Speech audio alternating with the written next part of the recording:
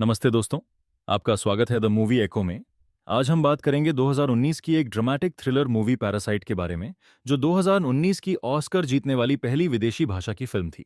कहानी की शुरुआत में हम देखते हैं सोल के एक छोटे से तहखाने जैसा अपार्टमेंट में किम परिवार अपनी जिंदगी गुजारने की पूरी कोशिश कर रही थी। पिता कीटेक, माँ चुंगसूक, बेटी कीवू और बेटा कीजुंग।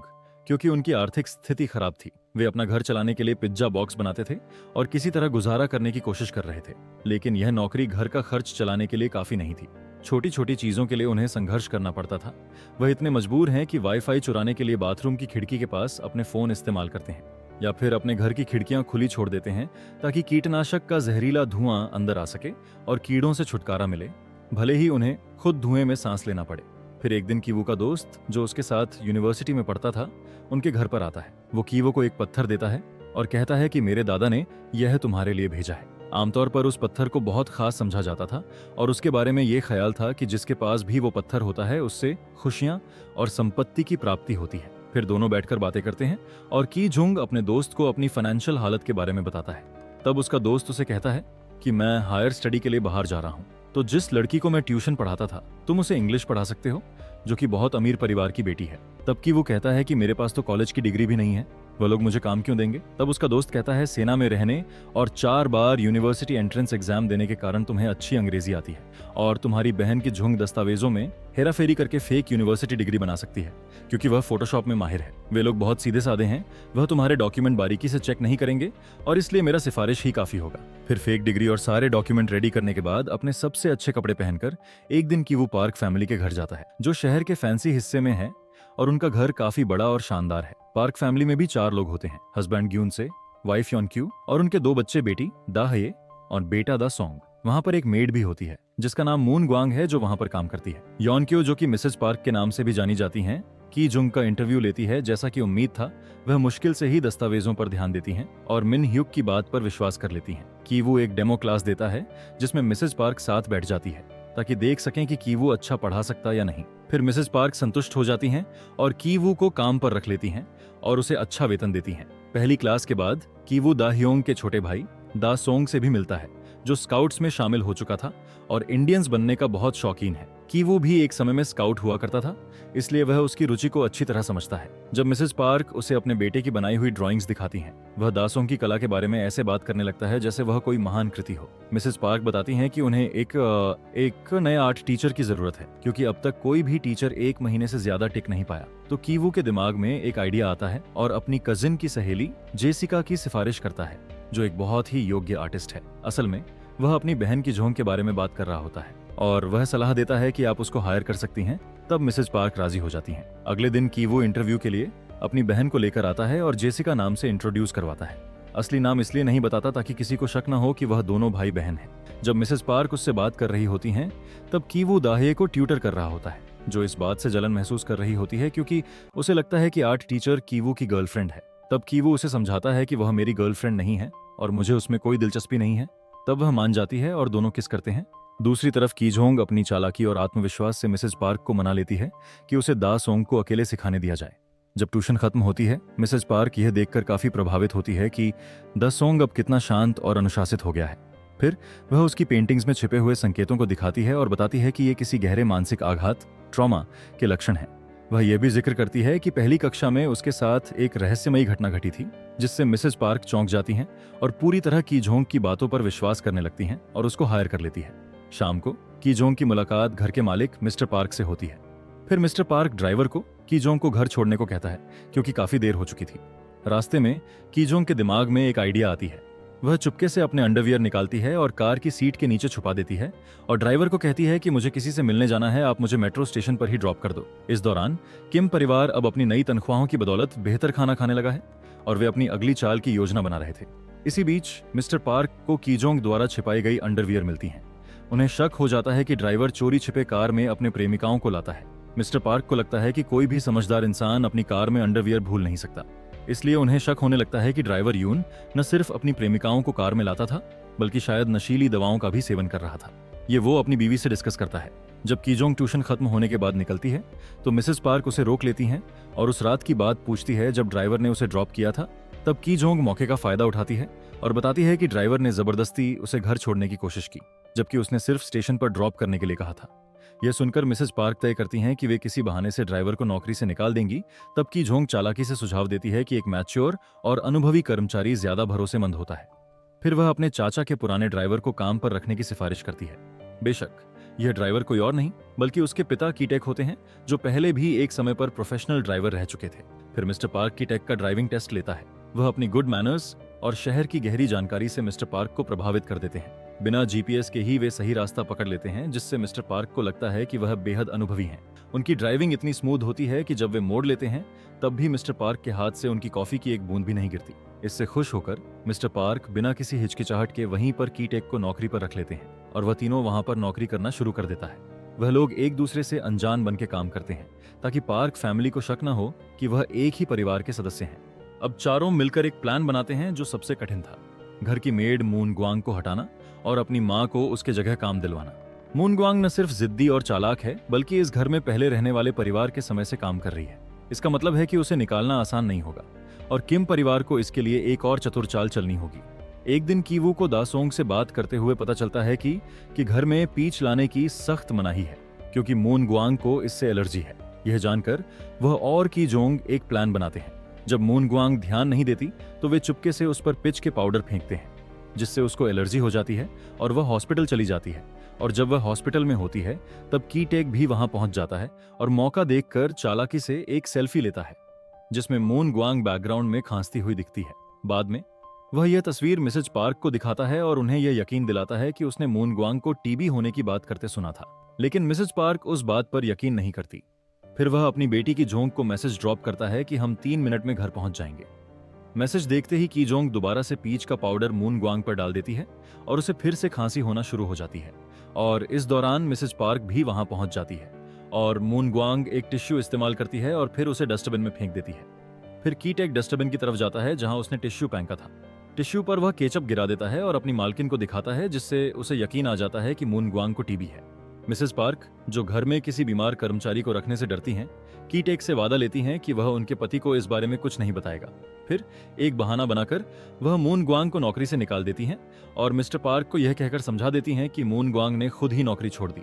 मिस्टर पार्क को घर में ठीक से खाना न बनने और सफाई न होने की चिंता होने लगती है।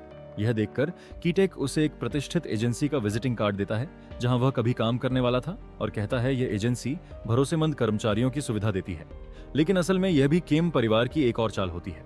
कार्ड पर दिया गया फोन नंबर असल में की जोंग ने इसी मकसद के लिए लिया था। जब मिसेज पार्क उस नंबर पर कॉल करती हैं तो कीजंग एक पेशेवर सचिव की तरह बात करती है। वह मिसेज पार्क से डॉक्यूमेंट और प्रोसेस पूरी करने की बात करती है जिससे एजेंसी असली लगे और उन्हें कोई शक न हो। आखिरकार चुंगसुक को नए हाउसकीपर के रूप में काम पर रखा गया। पूरा किम परिवार वहां काम करने लगा और किसी को शक भी नहीं होता। लेकिन दासोंग को थोड़ा शक होता है क्योंकि घर के सभी नए कर्मचारी एक जैसी स्मेल करते हैं और यह बात वह कहता भी है, लेकिन क्योंकि वो बच्चा है कोई उसके बात पर ध्यान नहीं देता। एक दिन पार्क परिवार कैंपिंग ट्रिप पर जाने की तैयारी करता है और चोंगसुक को घर की देखभाल की जिम्मेदारी सौंप देता है।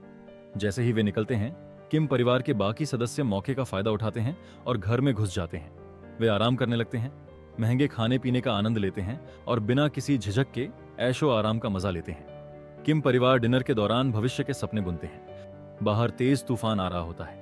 तभी अचानक डोरबेल बजती है।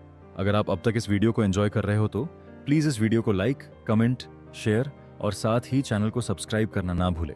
दरवाजे पर मून ग्वांग खड़ी होती है, भीगती हुई और घबराई सी। वह कहती है कि जब उसे जल्दी में निकाला गया था तो वह बेसमेंट में कुछ भूल गई थी और उसे लेने आई है। किम परिवार तुरंत छिप जाते हैं। चोंगसुक उसे अंदर आने देती है, लेकिन तहखाने में जाने के बाद मून ग्वांग काफी देर तक बाहर नहीं आती। यह देखकर चोंगसुक को शक होता है और वह यह देखने के लिए नीचे जाती है कि आखिर मून ग्वांग कर क्या रही है। तब चुंगसुक वहां जाकर देखती है कि वह एक कबर्ड को धकेल रही होती है। वो उससे हिल नहीं रहा था क्योंकि उसके नीचे एक प्लेट फंसी थी।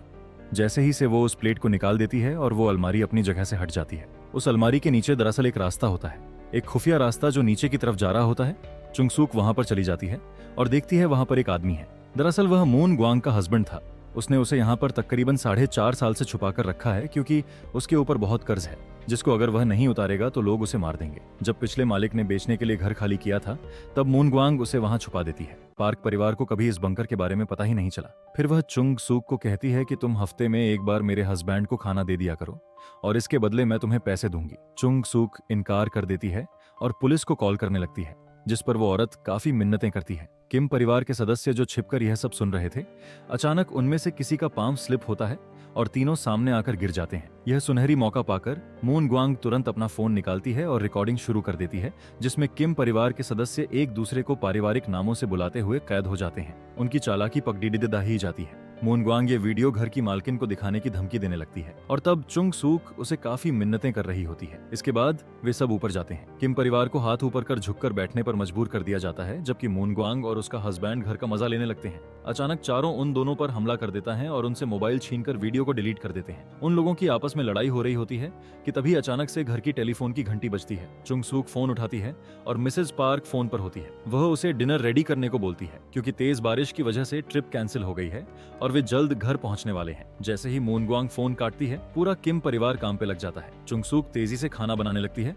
कीटेक ग्यून साए को घसीटकर बेसमेंट में ले जाता है और उसे बांध देता है। कीजंग जल्दी जल्दी कचरा फर्नीचर के नीचे छिपाने लगती है। इसके बाद की वो बेहोश मून ग्वांग को भी बेसमेंट में ले जाता है और फिर ऊपर जाकर उसकी डायरी को वापस रखने जाता है। तभी पार्क फैमिली घर पहुंचते हैं। तब की वो दाहये के बिस्तर के नीचे छिप जाता है और की जोंग मेज के नीचे लुढ़क जाता है। मून ग्वांग होश में आते ही भागने की कोशिश करती है, लेकिन चुंग सूक उसे जोर से धक्का देकर फिर से बेसमेंट में गिरा देती है। मून ग्वांग का सिर जोर से टकराता है और वह दोबारा बेहोश हो जाती है। कीटेक उसकी बेहोश शरीर को घसीटकर वहां ले जाता है जहां उसका पति पहले से ही मौजूद है। वह लाइट स्विच से अपना सिर मार रहा होता है, दीवार पर चिपकाए गए मोर्स कोड गाइड का अनुसरण करते हुए। क्योंकि दासोंग एक स्काउट है, ग्यूनसाई को उम्मीद है कि एक दिन वह उसका मोर्स कोड संदेश पढ़ लेगा, लेकिन की टेक को यह विचार पूरी तरह बेतुका लगता है। वह ग्यूनसाई को एक पाइप से बांध देता है और वहां से चला जाता है। ऊपर डिनर के दौरान मिसेज पार्क चुंग सूक से दासोंग के पहले ग्रेड में हुए दर्दनाक अनुभव के बारे में बात करती है। वह बताती है कि एक रात दासोंग अपना जन्मदिन का केक चुराने के लिए चुपके से किचन में गया था, लेकिन तभी उसने बेसमेंट से एक भूत को बाहर आते देखा, जो असल में ग्यूनसाई था। इस डरावने दृश्य ने दासोंग को इतना झकझोर दिया कि उसे दौरे पड़ने लगे और उसके मुंह से झाग निकलने लगा। यही वजह है कि तब से वह थेरेपी पर जा रहा है और उसके माता पिता हर साल उसके जन्मदिन पर घर से बाहर रहते हैं। इसी बीच कीवू बिस्तर के नीचे छिपा होता है और दासोंग का डॉग लगभग उसे देख ही लेता है, लेकिन सौभाग्य से वह अपने डॉग को उठाकर ले जाती है और बिस्तर के नीचे नहीं देखती। मिस्टर एंड मिसेस पार्क अपने बेडरूम में चले जाते हैं। तब कीवू और की टेक चुपके से लिविंग रूम में आते हैं ताकि की जोंग को ढूंढकर वहां से निकल सकें। लेकिन तभी अचानक दासोंग जोर से चिल्लाता है और सीढ़ियों से नीचे आ जाता है। घबराकर तीनों लिविंग रूम की टेबल के नीचे छिप जाते हैं और इंतजार करने लगते हैं। दासोंग बारिश के बावजूद बगीचे में कैंपिंग करना चाहता है और उसके माता पिता उसे इसकी इजाजत दे देते हैं। वे उसे देखने के लिए लिविंग रूम के सोफे पर सोने का फैसला करते हैं। अब किम परिवार को मजबूरन टेबल के नीचे छिपकर पार्क दंपति की बातें सुननी पड़ती हैं, जहां वे उनके शरीर की गंध को लेकर शिकायत कर रहे होते हैं। आखिरकार जब पार्क दंपति गहरी नींद में सो जाते हैं तो किम परिवार धीरे धीरे बाहर निकलता है और घर छोड़कर भाग जाता है। वे मूसलाधार बारिश में भीगते हुए अपनी बस्ती की ओर भागते हैं, लेकिन वहां का नजारा और भी भयावह होता है। पूरा इलाका सीवर के गंदे पानी से डूब चुका है। जब वे अपने अपार्टमेंट पहुंचते हैं तो देखते हैं कि वह भी पूरी तरह पानी में डूबा हुआ है। वे जितना हो सके अपने जरूरी सामान को इकट्ठा करते हैं और वहां से निकल जाते हैं। रात बिताने के लिए वे एक स्थानीय जिम्नेशियम में जाते हैं, जहां प्रशासन ने उन गरीब लोगों के रहने का इंतजाम किया है जिन्होंने इस तूफान में अपना घर खो दिया है। कीवू स्कॉलर का पत्थर अपने साथ ले आया था और वह सोते वक्त उसे गले लगाते हुए अपने भविष्य के बारे में सोचता है। महसूस करता है कि उनके परिवार की हालत कितनी खराब हो चुकी है और उसे किसी समाधान की उम्मीद नहीं दिखाई देती। बंकर में मून ग्वांग अपने सिर पर लगी चोट के कारण मर जाती है और ग्यूनसाई लाइट्स का उपयोग करके मोर्स कोड से मदद मांगने की कोशिश करता है। दासोंग उसे देखता है और उसका कोड पढ़ता है, लेकिन वह कुछ समझ नहीं पाता क्योंकि ग्यूनसाई सही तरीके से कोड नहीं लिख पा रहा था।